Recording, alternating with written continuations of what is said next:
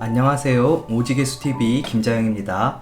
이번 주 교회를 통해 저희에게 주신 하나님의 말씀은 욥기 42장 1절에서 6절 주인이란 제목으로 말씀 전하셨습니다. 욥이 여호와께 대답하여 이르되 주께서는 못하실 일이 없사오며 무슨 계획이든지 못 이루실 것이 없는 줄 아오니 무지한 말로 이치를 가리는 자가 누구니이까. 나는 깨닫지도 못한 일을 말하였고 스스로 알 수도 없고 헤아리기도 어려운 일을 말하였나이다. 내가 말하겠사오니 주는 들으시고 내가 주께 묻겠사오니 주여 내게 알게 하옵소서. 내가 주께 대하여 귀로 듣기만 하였사오나 이제는 눈으로 주를 배움나이다. 그러므로 내가 스스로 걷어들이고 티끌과 제 가운데에서 회개하나이다. 욥기 42장 1절에서 6절 말씀. 오늘의 설교 목적입니다. 주인의 말을 잘 듣게 만드는 것입니다. 여러분의 주인이 따로 있다면 어떤 감정이 들까요? 여러분을 쥐고 흔들고 이끌어가는 주인이 존재한다면 어떤 마음이 들까요?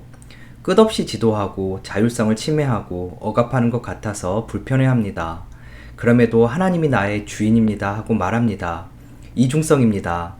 사실 하나님은 세상 어떤 주인보다도 훨씬 더 빈틈없이 완벽하고 세밀하게 우리 인생에 오셔서 주인 역할을 하십니다.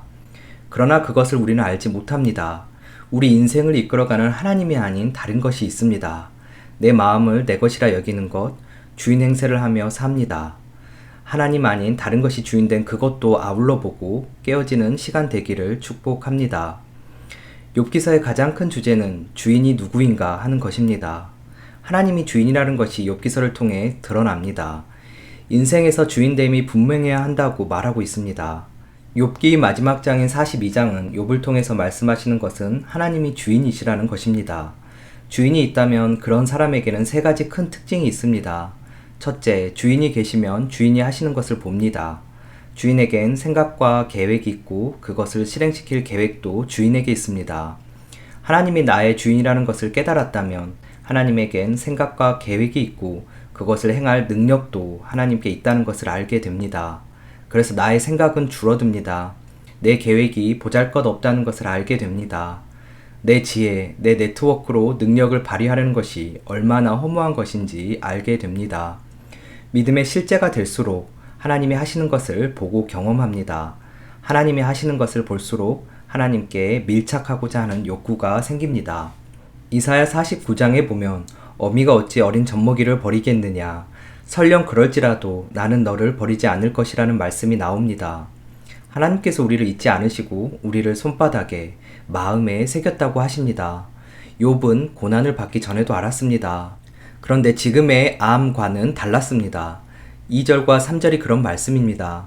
약속을 이끌어 가시는 분은 하나님이십니다.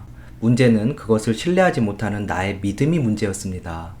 하나님은 나를 버리시지 않는데 내가 언제든 하나님을 잊어버릴 수 있는 존재인 것입니다.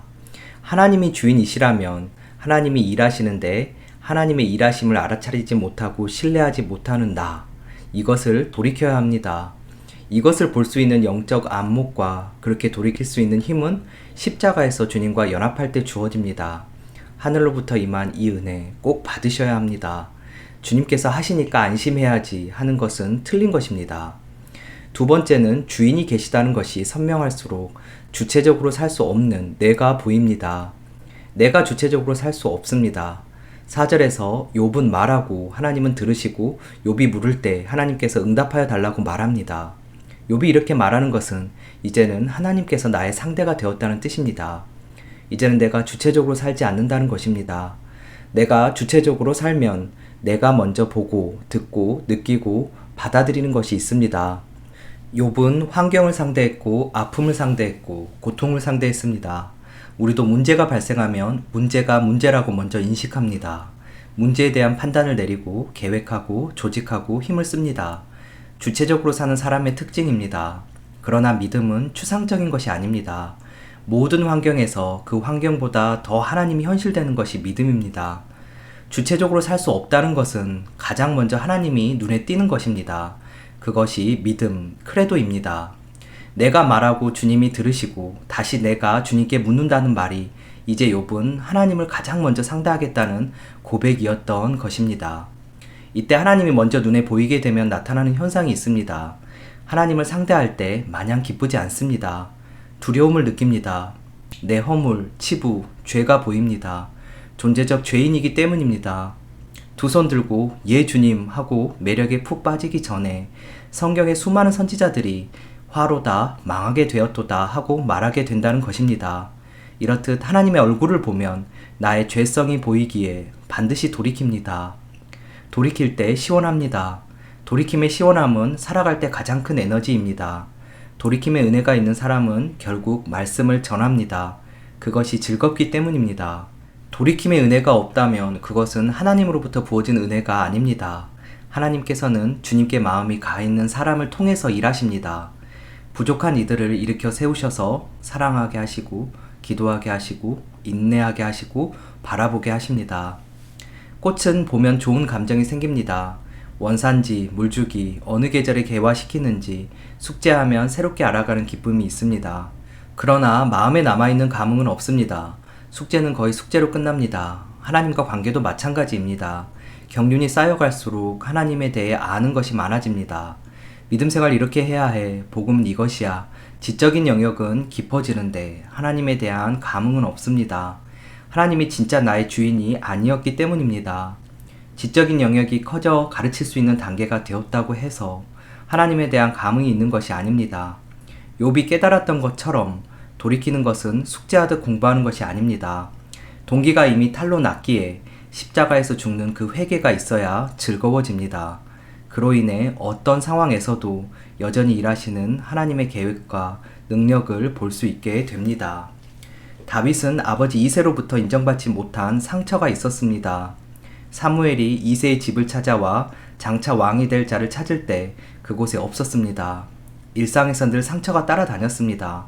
다윗은 소년 시절부터 깊은 산골짜기에 가서 밤에도 양을 칩니다. 맹수의 공격으로부터 오는 공포가 일상이었습니다. 그러나 그것이 걸림돌은 되지 못했습니다.